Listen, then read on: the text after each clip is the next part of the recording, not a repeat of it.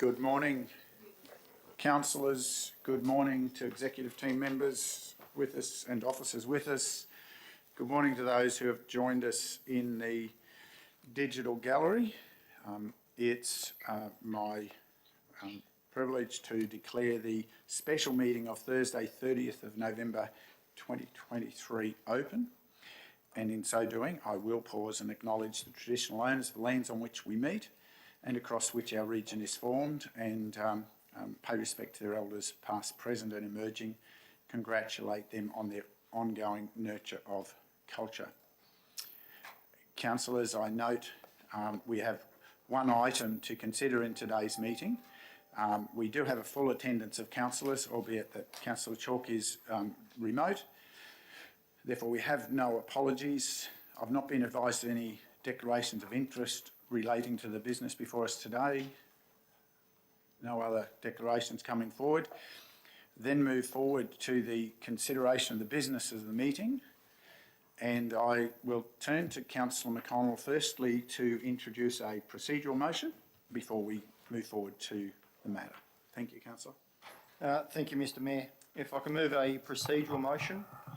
1, that attachment 1 of Appendix A, pages 27 to 36 of the agenda, be replaced with a new version due to an error in the heading. And 2, that the new attachment is to form part of the meeting minutes. Okay. Procedural doesn't need a seconder. Any discussion to that, councillors? Any additional discussion? Those in favour? In favour. Thank you. We've received that updated set of conditions, and now turn to Councillor McConnell to introduce the matter before us, regarding RAL 2204-7 development permit for reconfiguring a lot, which I'll let him continue to explain. Over to you, Councillor. Thank you, Mr. Mayor. As a councillor for Division 2, I would like to introduce the report RAL 22/047 development permit for reconfiguring a lot into 245 lots in Precinct A, open space, new road, and preliminary approval for reconfiguring of a lot for Precincts B and C, 6605 Mount Lindsay Highway, Gleneagle, lots 1000 to 1002 on SP 274350 and lot 4 RP 186828. I take the report as read. I now move the motion that 1. Council receive and note the report titled RAL 22/047 reconfiguring of a lot by subdivision for 245 low medium density residential lots at 6605 Mount Lindsay Highway, Gleneagle, lots 1000 to 1002 on SP 274350 and lot 4 on RP 186828, and 2, Council approve the development application RAL 22/07 and grant a development permit for reconfiguring a lot and preliminary approval for reconfiguring a lot, subject to imposition of the reasonable and relevant conditions in Appendix A. And 3, Council note that any subsequent requests for a negotiated decision notice or a change applications to the approval in brackets RAL 22/047 will be processed via delegated authority where the changes would not significantly alter the original decision. Thank you, Councillor. I seek a seconder. Councillor Enright, thank you. First, any additional comments, Councillor McConnell, or we'll move to questions? Just straight to questions, I think, Mr. Mayor. Thank you. Councillors, questions to this report? Councillor Enright? Oh, sorry. She was right. I'm happy, Councillor. Thank you, Chair. Excuse me. I've just got a question about how much consideration was taken in regards to the development being directly opposite an abattoir and adjoining a cemetery and requiring significant sound barriers.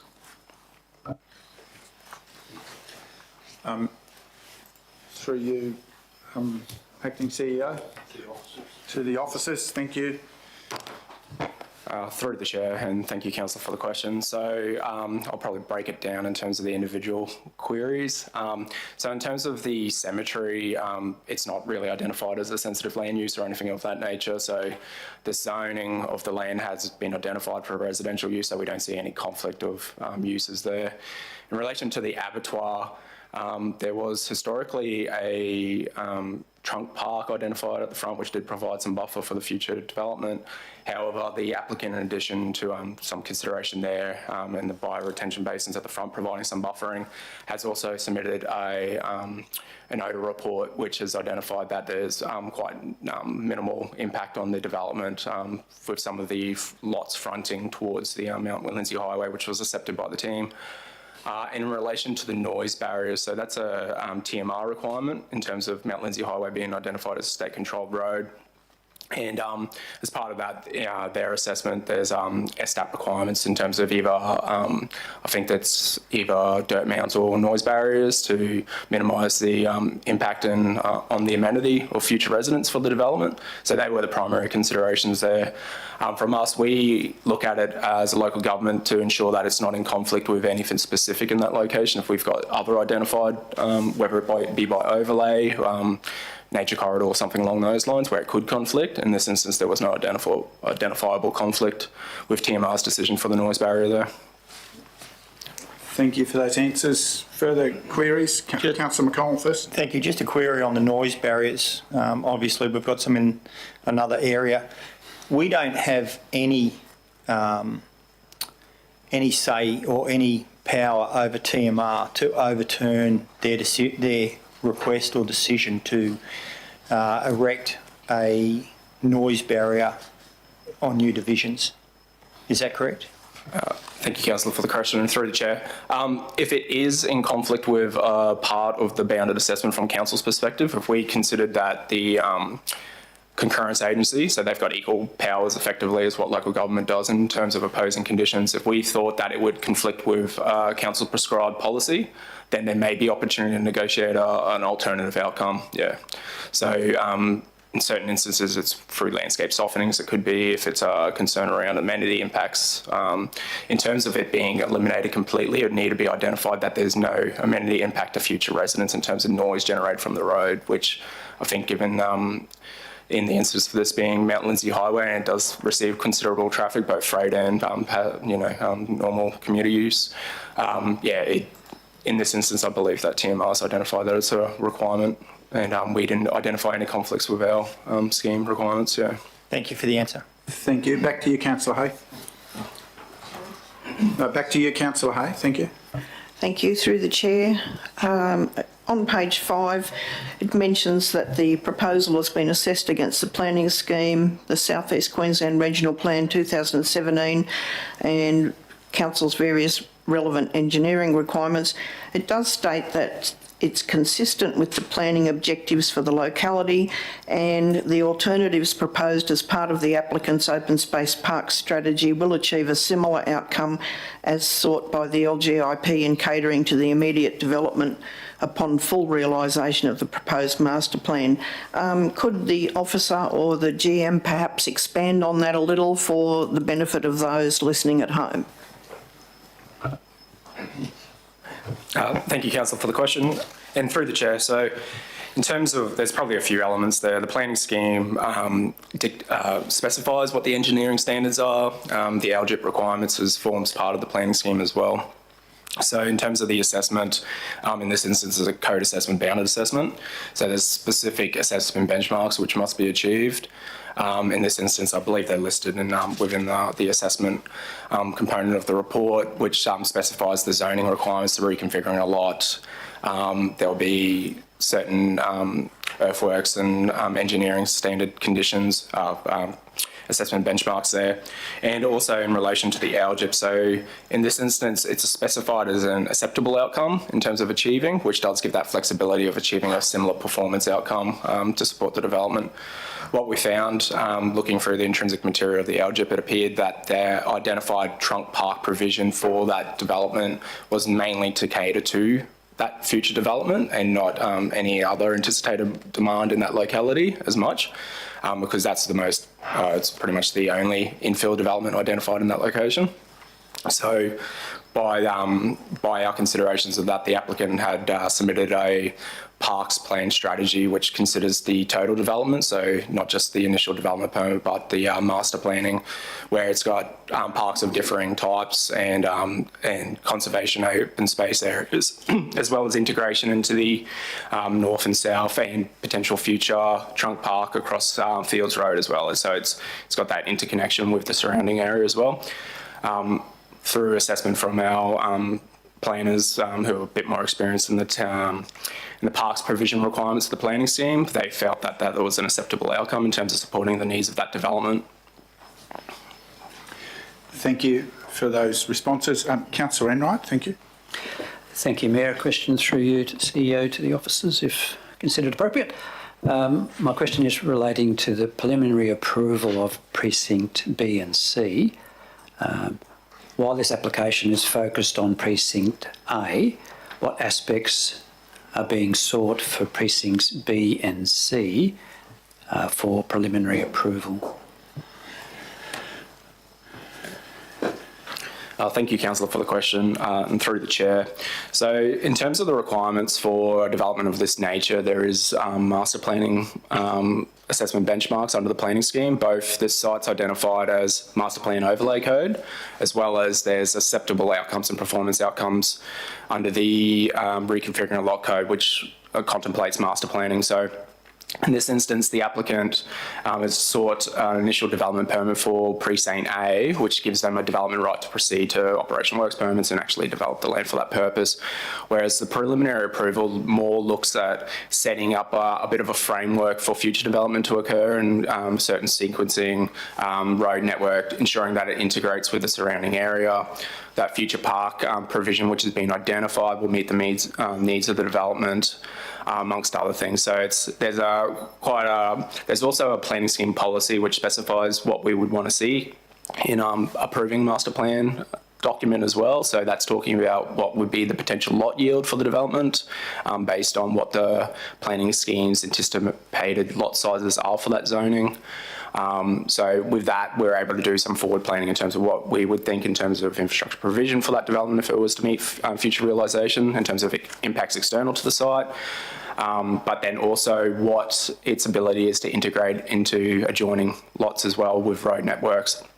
One of the other requirements is that preferences for grid-like networks of streets as well. That's both a requirement under the scheme as well as under the Walkable Neighbourhoods Schedule 12A of the regulation.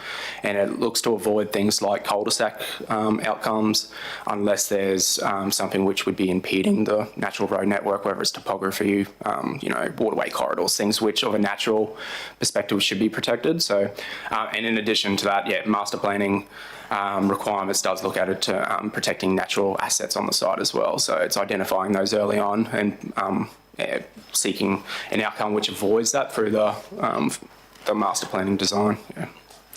Just for the benefit of those who may be listening in the gallery, perhaps the right reference to understand that conversation about those is page 40 of today's report, which lays out those stage precincts. And councillors, if you're referring to a particular piece of the report, I'd ask if you clarify which page. That'll help people who are following along. Thank you. Any further questions? Councillor McConnell. Thank you, Mr Mayor. Just through you to the CEO, to the GM, down to the officers. In regards to access to Gleneagle State School, does council have a plan for a footpath along the Mount Lindsay access from the entrance down to the state school? Thank you, Councillor, for the question. And through the Chair, so what we were looking at was opportunities to have that connection through to the school from the estate. So we've identified that there's potential opportunity for a day road for the sports fields. However, that might not be as feasible and not as from a SEPTED perspective in terms of kids going through there. There is a condition within the TMR requirements which does talk to a pedestrian connectivity external to the site. So council's ability to impose such a condition is a bit restrictive when you're talking about a state road corridor asset. However, it has been identified in the concurrence agency's conditions there along Mount Lindsay Highway. Thank you. Thank you. Further question, councillor Hay? Thank you, Chair. Page 19 of the agenda, minimum lot frontages. It states that officers are accepting of the justification provided by the applicant with regards to the reduced minimum lot frontages, and that this was supported by examples of the housing plans demonstrating that buildings can be accommodated on lots with smaller frontages. We haven't seen any examples of those housing plans. My question is, could there be an expansion on what the justification that was considered was with regard to minimum lot frontages, please? Thank you for the question, and through the chair. So in terms of the minimum lot frontages, it's considered an acceptable outcome for achieving it. So if you meet that requirement, effectively it's considered that a house could be sited with minimal issue or effectively no issue. In the instance of this, I believe they have been reduced down to, in certain instances, to 14 metres, if I recall correctly. So you're talking about a 1 metre reduction. In terms of some of the examples, Euclid or Villawood, in this instance, the applicant had provided in relation to other examples of estates they've developed, there was certain housing types which they've provided which still achieve the outcomes expected under the planning scheme, both from the dwelling house code, which talks about in terms of ability to access around the property, protection of amenity, amongst other things. So in that instance, we've done a initial review of that material in terms of whilst it doesn't form part of the documents for approval because it's just noting examples, we consider that in the certain instances where it's not the entire development, it's only number of identified lots, that kind of mix of development type could be accommodated. In instances where there would be reduced setbacks in terms of the siting of a house, that does trigger further assessment of council through what we call a concurrence agency referral from the building certifier. So our local government doesn't utilise QDC, which is Queensland Development Code, but it uses the planning scheme, which does talk about minimum setback requirements for the siting of a house. And in that instance, when you're encroaching in those, we do look at it in a more detailed assessment, gets referred to us. We've got to ensure that there's still that ability or functionality that the rear of the property can be accessed, whether it's for wheelie bins or you know, just general maintenance of the yard area, and then having that as separation and amenity protection between residents of adjoining properties as well. Thank you. Further questions? Councillor Hay? Yes, through the chair again. I'm assuming that there's a requirement for some water tanks on these properties for firefighting purposes, yes, no? Through the chair, in terms of the bounded assessment, there's not a specified requirement for that. If the individual dwelling house assessments identified that there was a risk through the Bell assessment as part of a building application, and it specified tank provision, in those instances it would be a requirement. There's potential for those to be sited underground or, you know, other type of tank requirements. But in terms of this initial reconfiguring a lot assessments, it's not considered a reasonable and relevant condition to impose on future developments. And in terms of, so it's specific just in terms of firefighting purposes, in terms of the water provision, or? I believe the firefighting ones could be compulsory, whereas just rainwater collection tanks for use on the individual lots would be an option available to each occupant. If I could just add there, we are talking about residential lots. These are not rural residential lots, so they do have a reticulated water which will give them firefighting capacity and the like. So having on-site firefighting requirement is not generally required in residential situations. And in terms of in water security, it is within the net serve area under urban utilities. So yeah, as the general manager has pointed out, it's within the reticulated network. So it's identified that it has that water security. Councillor Enright. Thank you, Mayor. A question through you to the CEO, to the officers. Does the revised plan satisfy the requirements of the planning scheme in regards to average lot sizes and minimum lot sizes? Thanks through the chair to the councillor. Yes, I confirm that it does. It meets the minimum average lot size for precinct A of 700 square metres minimum average. So the revised plan previously didn't. So sorry, last week's plan didn't, and we needed to make sure that it did do that. So council made a valid decision so that this development remained code accessible. Thank you. Thanks for that clarification. Councillor Hay. Further question through the chair. When calculating the average lot sizes, was it taken into account that any lots that were over 1,000 metres square were calculated based on 1,000 metres square or on the actual lot size? Thank you, Councillor, for the question and through the chair. In terms of the applicant's supplementary material, they did provide a breakdown of the individual lots, which did calculate it on that methodology of which is the requirement under our minimum lot size requirements under the reconfiguring lot code, that any lots over the 1,000 are calculated at 1,000. Yeah.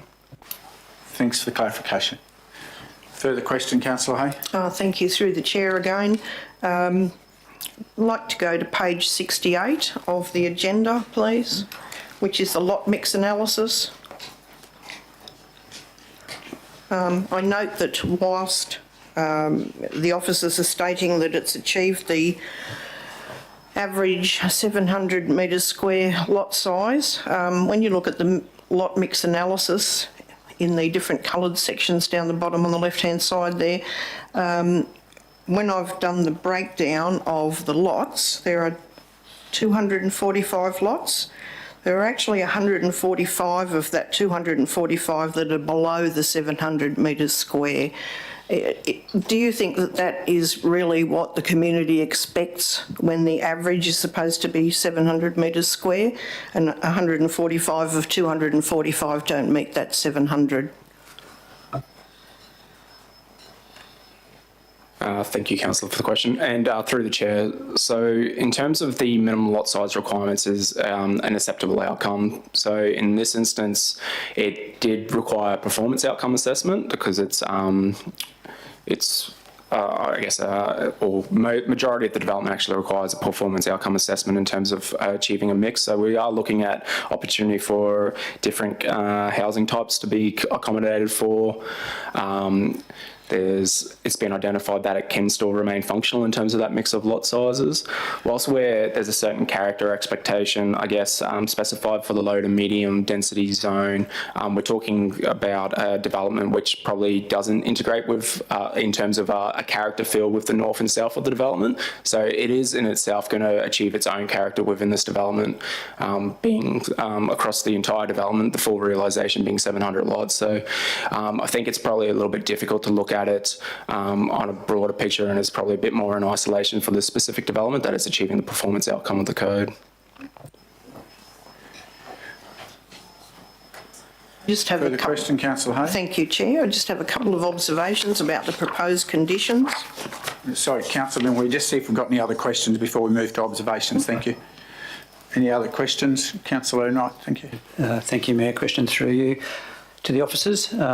Page 19 refers to the fairly large conservation area. My question is, who would be responsible for the management of the conservation area into the future? Thank you, Councillor, for the question and through the chair. So whilst it hasn't been identified at this time because it would be as part of subsequent applications for reconfiguring a lot under the master plan preliminary approval, it's likely that that would become conservation area under the local government's control based on my experience with other developments of this nature. However, that hasn't been, there's no conditions seeking that transfer of land at this time. Yeah. Thank you. One more. No further questions? Yes. Oh, further question, yes, Councillor? Thank you, Mayor. Thank you. A question through you again. This is referring to the conditions that the state government referral agency, SARA, for the connection to the Mount Lindesay Highway. The page number is page 44, I think the reference commences with. So what are the conditions that have been imposed by SARA on the various stages of this development? Through the chair. So in terms of SARA's requirements, there are a number of requirements around the road intersection requirement upgrades at various locations at various stages of the development. So the initial collector intersection with Mount Lindesay Highway would require signalised intersection, pedestrian crossing amongst other things. As the development progresses, there are other requirements. I believe there's one at Tullamore Way as well, which there's a requirement there, as well as once the development, I believe it's identified as either Precinct C or once it forms connection with Fields Road, there's an identified signalised upgrade at Verisdale Scrub Road. Yeah. Just supplementary to that, so the next stage of this development that we're discussing now in Precinct A will require access to Mount Lindesay Highway. Correct, yeah. Okay. Sorry, can I just clarify? You said Verisdale Scrub Road.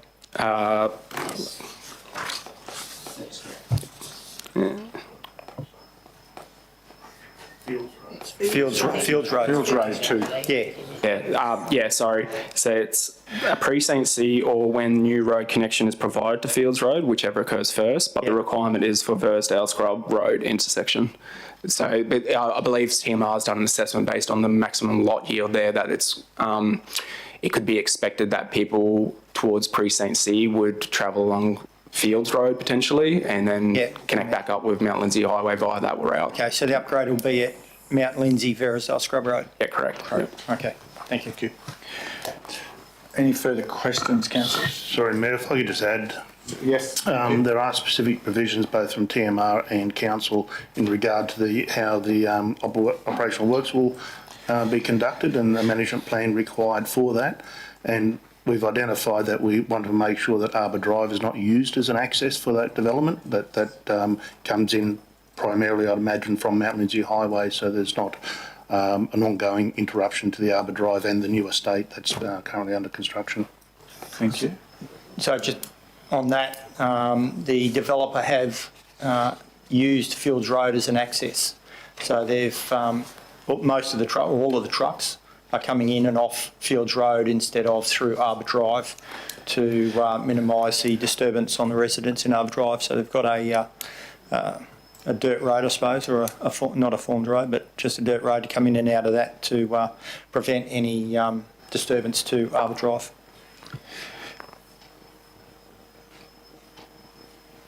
Any further questions, councillors? Councillor Hay, I'll come back to you. You had some observations you wish to make.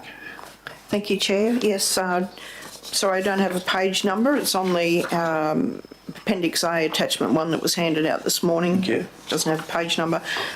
It's good to see in condition number 9 that there is, under inter-allotment drainage, that there is provision there where there has to be an easement provided to ensure that drainage systems traverse lots and to provide where necessary connection to a legal point of discharge.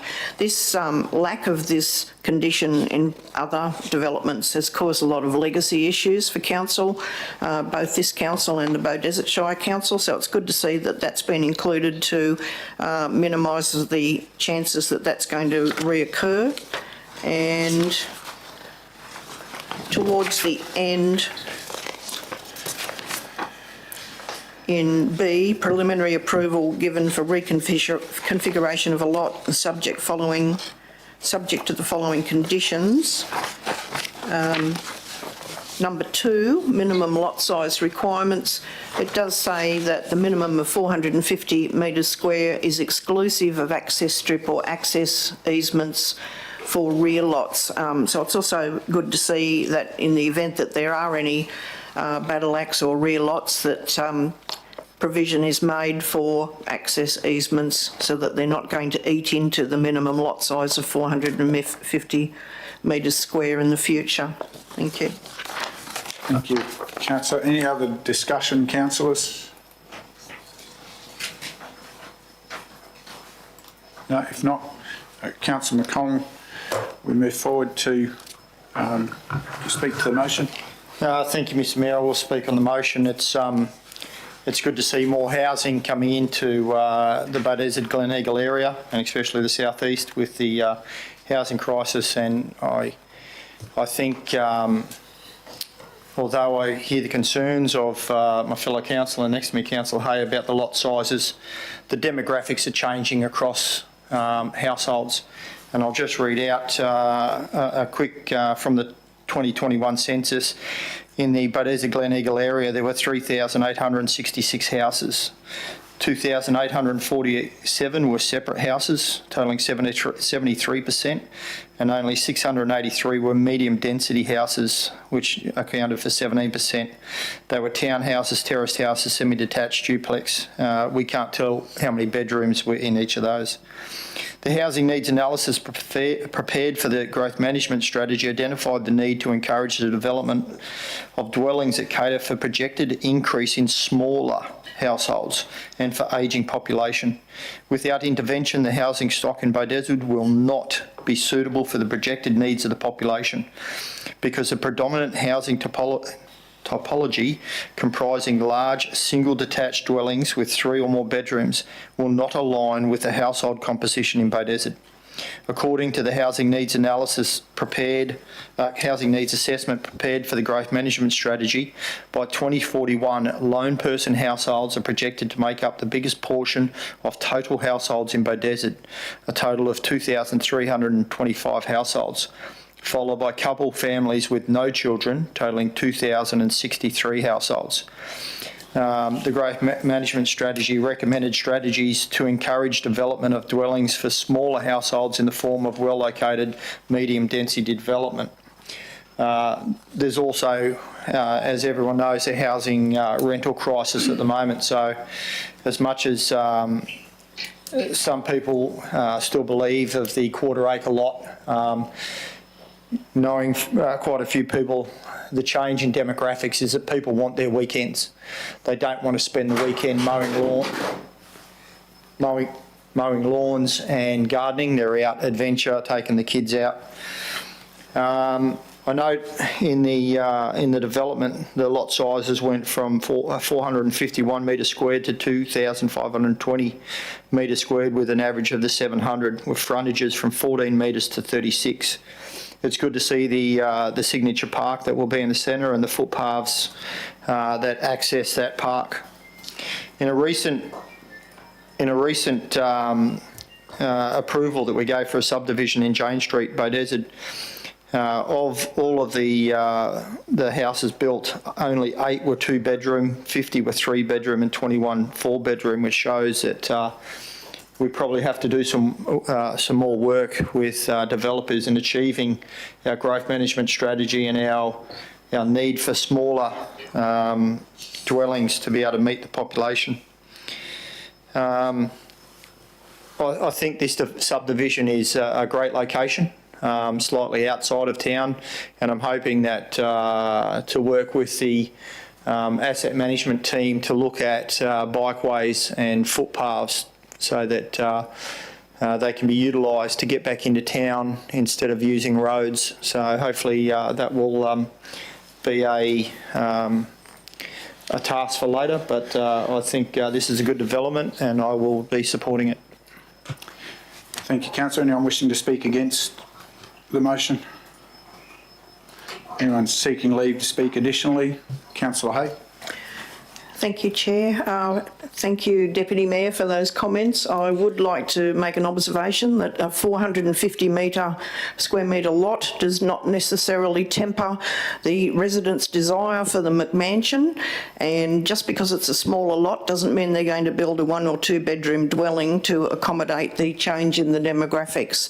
I've seen on developments further along Mount Lindesay Highway that whilst the lots are very small, the houses are quite large. large, and quite a lot of them are 2 stories as well. So they're not actually catering to the change in the demographics in this circumstance. I understand where the Deputy Mayor's coming from with that, but I don't believe that this development is actually addressing smaller dwelling sizes. You can get a very large gross floor area house on a 450 square metre lot.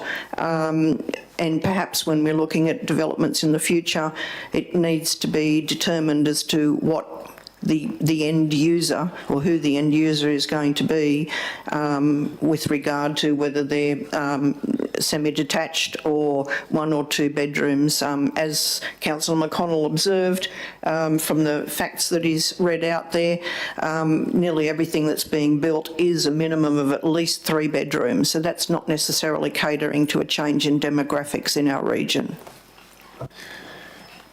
Anyone wishing to seek leave as well? Councillor Enright. Thank you, Mayor. I think it's important to recognise that we have an overlying planning scheme that we must address development applications to. We also have an urban footprint that dictates where it is that our developments grow. This area is in the urban footprint. This revised lot layout satisfies the requirement of our planning scheme, and by the designs that's been outlined, it looks to integrate well with the existing surrounding areas and certainly for the future growth of our region, and I'll be supporting this motion. Thank you, Councillor. Anyone else seeking leave to speak additionally? If not, I will just speak in support. I think this is a great proposal before us today. It certainly reflects the reality that Beaudesert is going to carry the majority of the burden of growth, so it is important to consider it. It's worth understanding where our role sits in the planning process as opposed to the house building process. And I'd observe that there are some very good examples that are coming our way, and I suspect will be pushed our way by the state, and the developers will be pushed in some of the discussions that are going to take place over the next 6 months to actually look at a different form of housing, which may in fact be a 4 or 5 bedroom accommodation for 5 of those single person accommodations on a location. So the size of a dwelling shouldn't be something to be feared. It is how it accommodates the needs of the community, and having the flexibility to think about those a different way will be an important part of the considerations of the developers and of our community moving forward. But I support this application today. Anyone else seeking leave to speak? If not, Councillor McConnell, you wish to close? Yeah, thank you, Mr Mayor. I will close, and thank you for the comments from Councillor Hay, because we don't get the choice in the planning scheme of what they build on there, and there is a need for smaller accommodation and single room. I will note my daughter lives in Park Ridge on a newly built house which is on 300 square metres. And they have plenty of room because they don't want to mow. They're out on weekends. I think it's a 12-metre frontage, and for 2 people, her and her boyfriend, there was no other option but to rent a house, because there's just not enough being built. And hopefully in time, those smaller accommodations will be made in or developed in Beaudesert town centre area, so it's easier. But I do thank the staff for bringing this report, and I will support it. Thank you, councillors. We put the vote. Those in favour? Councillor Chalk in favour. That's unanimous. Thank you, councillors. That brings us to the close of the business of this special meeting at 9:09 a.m. and I declare the meeting closed. Thank you, and for those who joined us today, thank you for joining in, and thank you to the officers for your diligent work to turn this around in a very short space of time. Your professionalism and wisdom are greatly appreciated. Thank you.